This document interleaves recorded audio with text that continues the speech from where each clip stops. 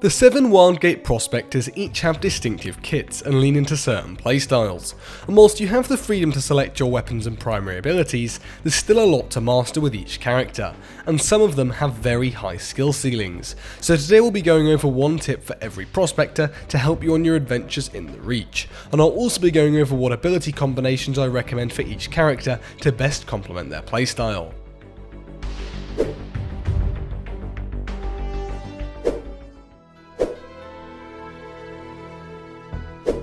Starting with Ion, when it comes to our four-armed friend, most people will know that you can destroy enemy ships' guns, hardpoints, engines, windows and doors, but what you might not know is that you can do it all from the outside. That's right, you don't even need to board an enemy to sabotage them.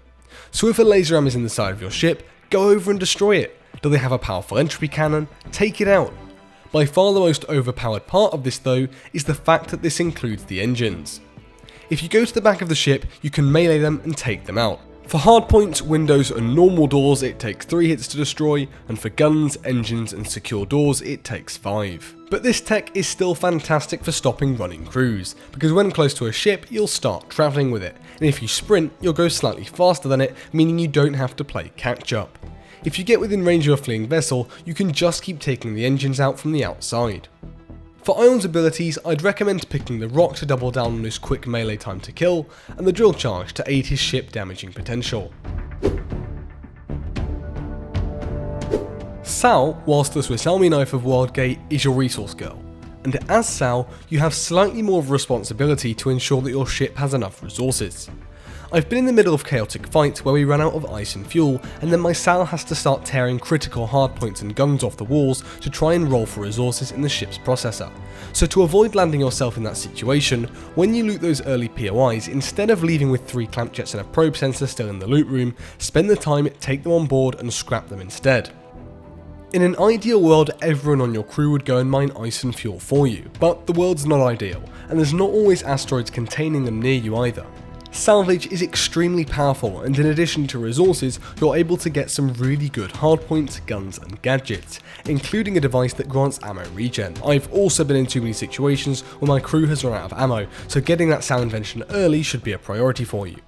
In terms of her abilities, I'd recommend picking the Repair Drone and Foam Can to help you repair your ship and extinguish fires quicker, complementing your enhanced multi-tool. Mophs' camouflage ability consistently baffles enemy crews and is incredibly strong for sneaking on board and team wiping before they even know what hit them. However, because Mophs only has 80 health and is the weakest Prospector, the second they respawn, you're done for.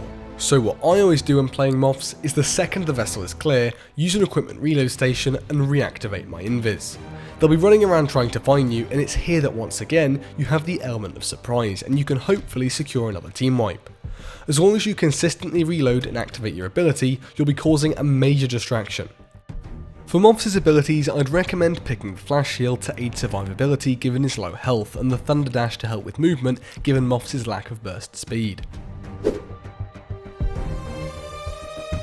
K's unique passive of being able to interact with objects 10 meters away might just seem like a useful utility outside of combat, but in combat is where it's actually the most powerful.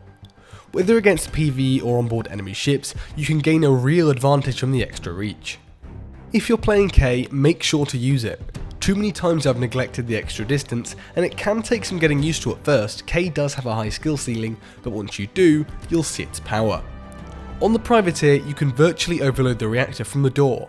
It also makes stealing guns, breaking ships, and crucially, rezzing teammates much easier.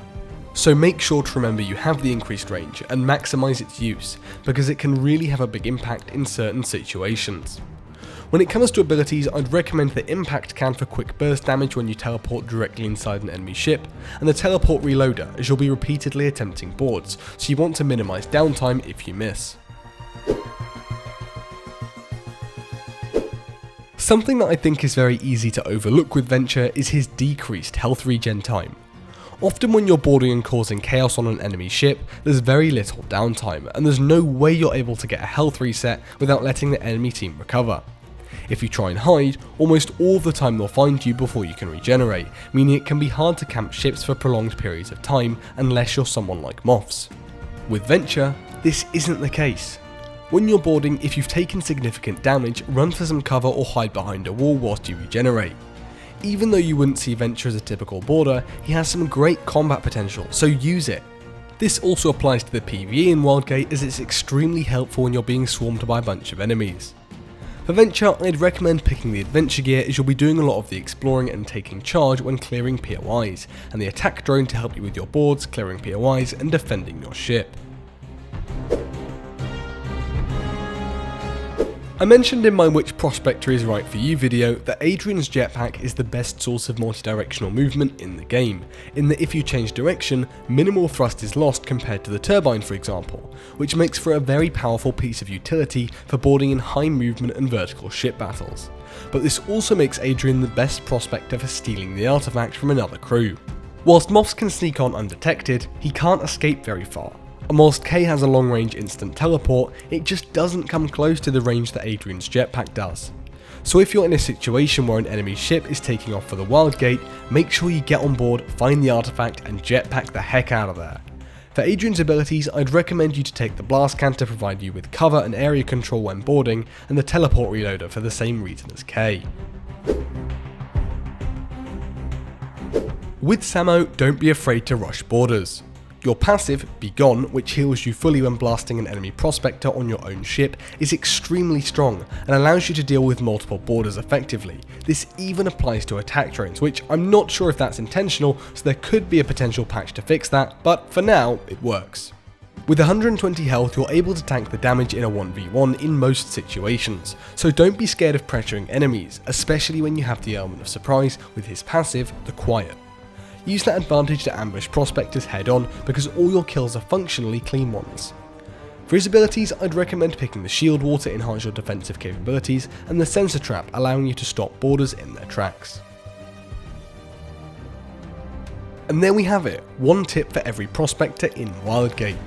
If you have any tips of your own for any of the prospectors, please do leave them down in the comments below.